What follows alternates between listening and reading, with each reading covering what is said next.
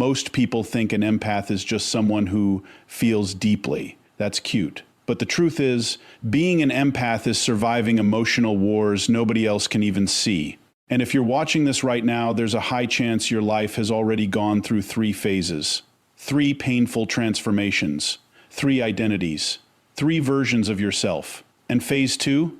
That's where most empaths almost lose themselves completely. Because phase 1 breaks your heart, but phase 2 breaks your soul. Listen carefully. The first phase of an empath's life is innocence. This is the version of you that trusted everyone. The version that loved hard without fear. You saw good in toxic people. You gave second chances to people who didn't deserve first ones. You stayed loyal even when you were being disrespected. Because your heart was pure. Empaths don't enter the world with armor. They enter with open arms. You were the person checking on everyone else while nobody checked on you. You listened to people vent for hours while your own pain stayed buried inside your chest. You became everybody's emotional home while secretly feeling homeless inside yourself. And the worst part? People loved your energy. Why?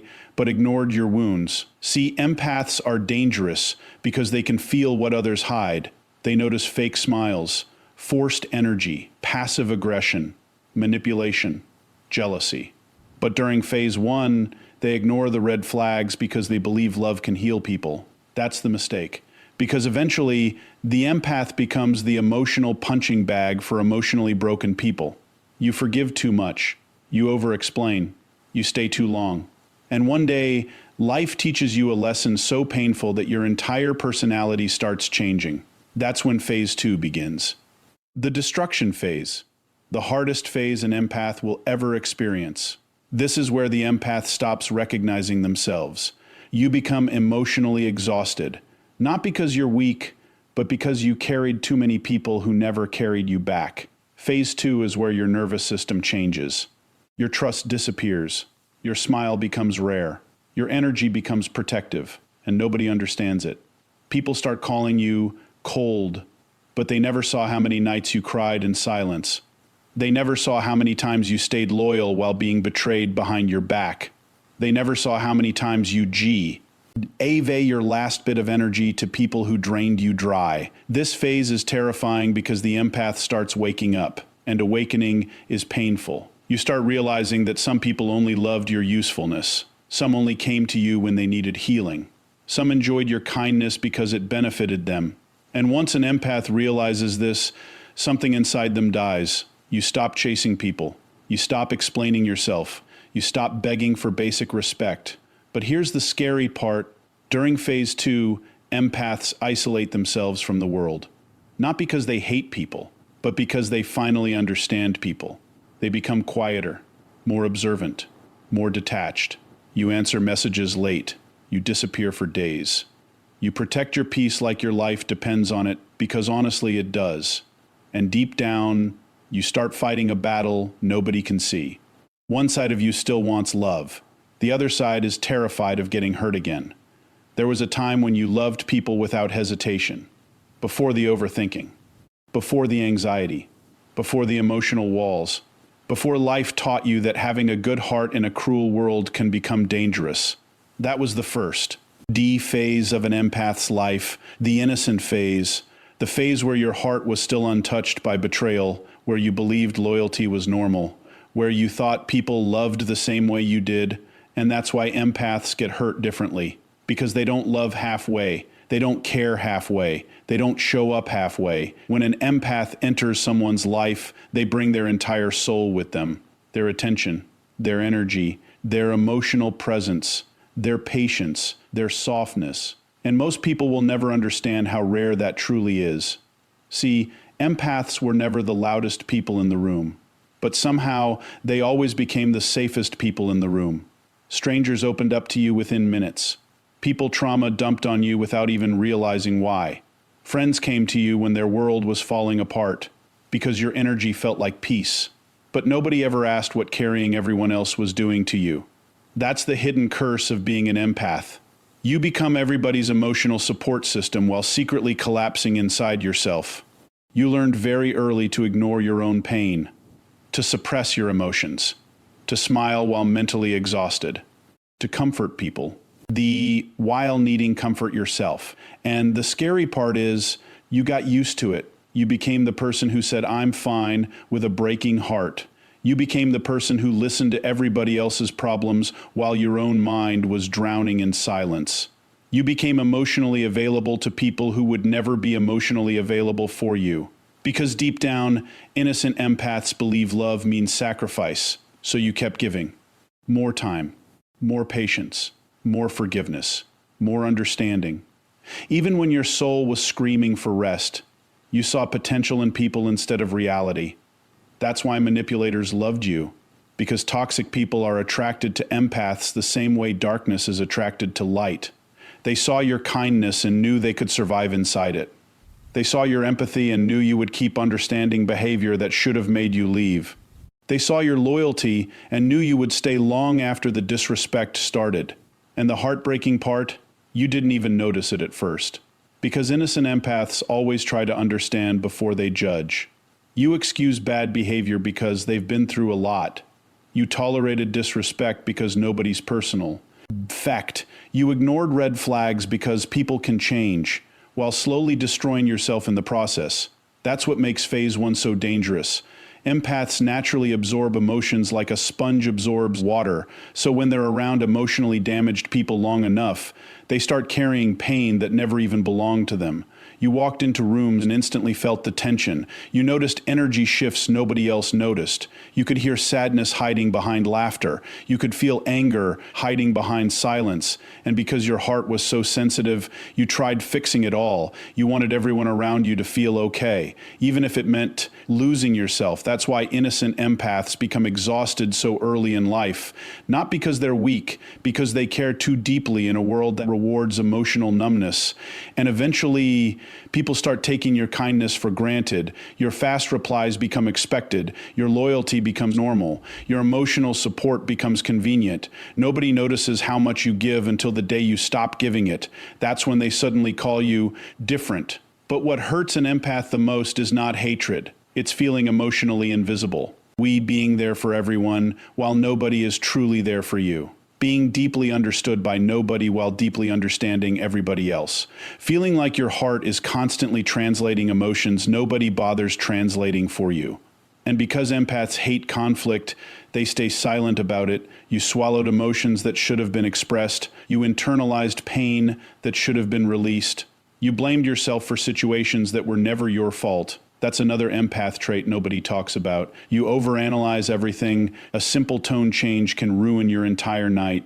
A dry text can make you wonder if you did something wrong. Someone acting distant can create emotional chaos inside your mind.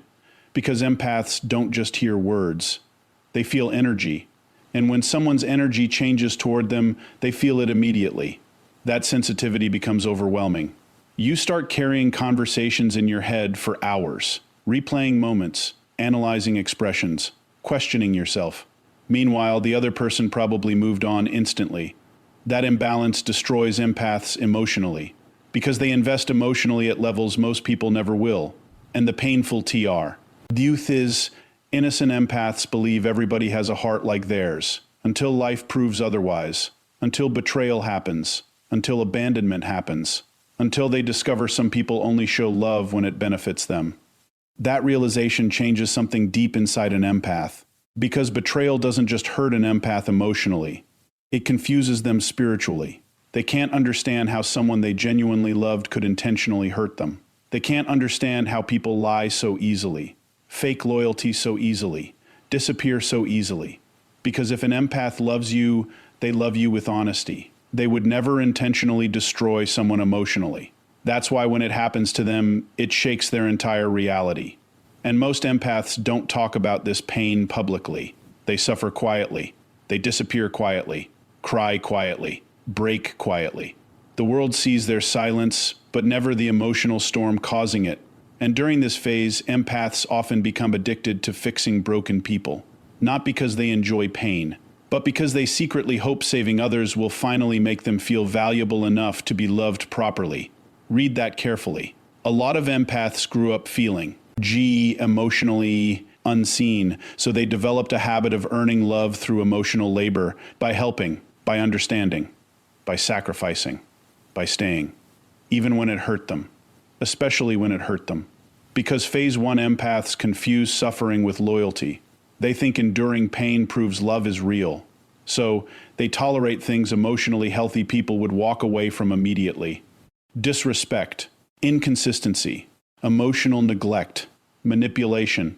And every time they forgive someone who keeps hurting them, a small piece of them disappears. That's why the innocent phase eventually becomes unbearable. Because one day the empath realizes something devastating. The people they kept saving were never trying to save them back. And that realization hits harder than heartbreak. It feels like waking up emotionally homeless after spending your entire life making other people feel at home inside your soul. Then comes the phase that changes an empath forever, the destruction phase. The phase nobody prepares you for, because this is not normal heartbreak. This is not regular disappointment. This is the moment an empath slowly realizes that the world is far colder than they ever imagined. Once that realization enters their soul, they never become the same again.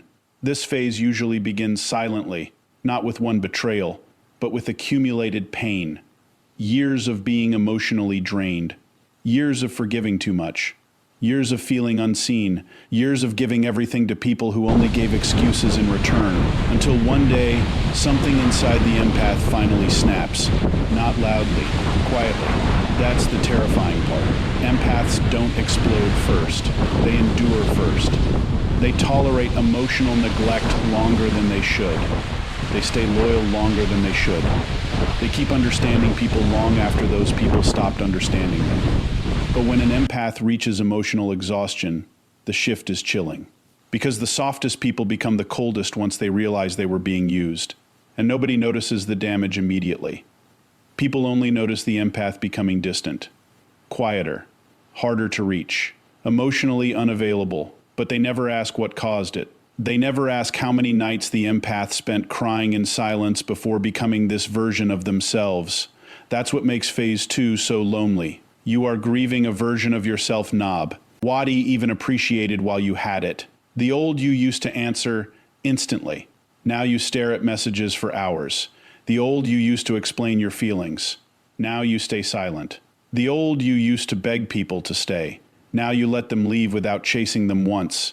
Not because you stopped caring, because caring destroyed you. That's the sentence most people will never understand. Empaths don't become detached because they enjoy isolation. They become detached because their nervous system got tired of surviving emotional disappointment. This phase changes your body too. Your sleep changes. Your energy changes. Your patience disappears. You become mentally exhausted even after simple interactions, because empaths absorb emotional energy deeply. And after years of carrying toxic energy, their soul reaches survival mode. Suddenly crowds feel draining. Conversations feel fake. Small talk becomes unbearable. You start craving silence because silence hurts less than people do. That's when isolation begins. Not dramatic isolation, silent isolation. You disappear slowly. You stop posting. Stop calling first. Stop opening up. Stop telling people what's happening inside your mind. Because experience taught you something painful. Most people only care when your pain entertains them. So you suffer privately. You learn how to cry without making noise. How to smile while emotionally numb. How to sit in rooms full of people while feeling completely alone. And the worst battle happens inside your own mind. Because phase 2 creates emotional confusion. One side of you still wants love, still wants connection, still wants someone genuine. But the other side no longer trusts anybody enough to believe it exists. That internal war destroys empaths psychologically. You begin questioning everything. Was I too kind? Too available? Too forgiving? Too understanding? And slowly, guilt turns into anger. Not loud anger. Silent anger. The kind that changes your personality permanently. You stop tolerating disrespect. Stop giving endless chances. Stop allowing people unlimited access to your energy. And suddenly people accuse you of changing. But what they call changing is actually self-protection. Because phase 2 teaches empaths a brutal truth. Some people were only loyal to your usefulness. That realization cuts deep. You start noticing pattern. You ignored before. People only texting when they need emotional support. People disappearing when you need help. People draining your energy while giving nothing back. And once an empath sees these patterns, they cannot unsee them. That's when emotional withdrawal begins. You become more observant than expressive. You start studying people instead of trusting them immediately. You notice manipulation faster, fake kindness faster, hidden jealousy faster. Pain sharpens intuition. That's why wounded empaths can read energy so accurately, because betrayal trained them. Every heartbreak became emotional intelligence. Every disappointment became awareness. Every lie became another lesson carved into their nervous system. But this awareness comes at a price. You stop feeling emotionally safe anywhere. And honestly, that's one of the darkest parts of phase 2. You start feeling like nobody truly knows you. People know your personality, your humor, your kindness. But nobody knows the emotional chaos inside your mind. Nobody sees how exhausted you are from constantly overthinking everything. Because empaths don't just feel their own emotions, they absorb atmospheres. A room can ruin their mood. A person's energy can drain them instantly. A toxic environment can mentally destroy them without anyone noticing. And after years of this emotional overload, the empath starts shutting down emotionally to survive. This is where numbness appears, the dangerous kind. You stop reacting the way you used to. Things that once broke your heart now just make you tired. You stop arguing because you realize explaining yourself to emotionally immature people is pointless. That silence scares people. Because phase 2 empaths become unpredictable. The same person who once overloved everyone suddenly disappears emotionally. And deep down, they hate it too. That's what nobody talks about. Empaths grieve their own softness. They miss the version of themselves that trusted easily, loved freely, smiled genuinely. But life punished that version too many times, so now they protect themselves differently. You start setting boundaries, and toxic people hate boundaries. You stop answering immediately. Stop overgiving. Stop emotionally rescuing everyone. And suddenly the same people who benefited from your kindness call you selfish. That's how you know phase 2 is working, because healing always disappoints the people who benefited from your self-destruction. Read that again. The destruction phase is painful because it forces empaths to confront something they spent their whole lives avoiding. Not everyone deserves access to your heart. That realization feels brutal to an empath because loving people was always their identity. Helping people, understanding people, being there for people. But phase 2 teaches you that constantly saving others while abandoning yourself is not kindness. It's self-neglect. And eventually, the empath becomes emotionally exhausted from carrying relationships alone. That's when they stop forcing connections, stop chasing closure, stop trying to convince people to value them. You finally realize something heartbreaking. If someone truly cares about you, you won't have to beg for consistency. That truth changes everything. Now your energy becomes selective, your trust becomes rare, your presence becomes earned, and people feel that shift immediately. Some leave because they can no longer manipulate you. Some grow angry because your boundaries expose their selfishness. Some disappear because we're attached to your healing energy, not your actual soul. That's why phase 2 often leaves empaths completely alone for a while. And honestly, that loneliness is necessary, because the empath cannot evolve while constantly surrounded by people draining their spirit. The isolation hurts. The silence hurts. The emotional confusion hurts. But slowly, something powerful begins happening inside the empath. For the first time in their life, they start choosing themselves. And that feels both terrifying and liberating at the same time. And then one day, something changes inside the empath. Not suddenly, not dramatically, quietly. The pain that once controlled them no longer hits the same. The loneliness that once destroyed them starts feeling peaceful. The silence they once feared becomes the safest place they know. This is phase 3, the rebirth, the version of the empath that most people will never fully understand. Because this version was built from emotional survival. Every betrayal taught them something. Every disappointment sharpened their awareness. Every sleepless night transformed them into someone deeper, calmer, and far harder to manipulate. And the scariest part, RT, this empath no longer needs validation to feel valuable. That changes everything. The old empath begged to be understood. The reborn empath understands themselves enough to stop explaining. That alone creates power most people cannot comprehend. You stop chasing people who misunderstand you. Stop fighting for attention. Stop trying to prove your worth to emotionally unavailable people. Because Phase 3 empaths finally realize something life-changing. People who genuinely value you will never make you beg for basic respect. And once that truth enters your soul, your entire energy changes. Now your presence becomes rare, calm, controlled. You no longer react emotionally to everything because pain taught you emotional discipline. That doesn't mean you stopped feeling deeply. It means you finally learned that not every emotion deserves your reaction. That's maturity, and people notice it immediately. There's something intimidating about healed empaths, not because they're aggressive, not because they're arrogant, because they see through people too quickly. Phase 3 empaths can walk into a room and instantly feel hidden tension. They notice fake smiles, forced energy, manipulation, de-ative behavior, not because they're psychic, because suffering trained them to read survival signals. Pain became perception. That's why reborn empaths stop ignoring red flags. The old version gave endless chances. This version watches patterns, because Phase 3 teaches you that words mean nothing without consistency. You stop listening to promises. You start observing behavior. That shift protects your peace, and peace becomes everything to you now. Not attention, not popularity, not validation. Peace. You spent too much of your life emotionally drowning inside chaos created by other people. Now even one toxic conversation feels exhausting. That's why reborn empaths become selective with access. Not everyone can reach you anymore. Not everyone deserves your vulnerability anymore. Not everyone gets unlimited pieces of your heart anymore. And honestly, that's healthy, because younger empaths believed setting boundaries was selfish. Mature empaths understand boundaries are survival. You finally realize your energy is sacred. The way you love people is rare. The way you emotionally show up is rare. The way you understand pain without judgment is rare.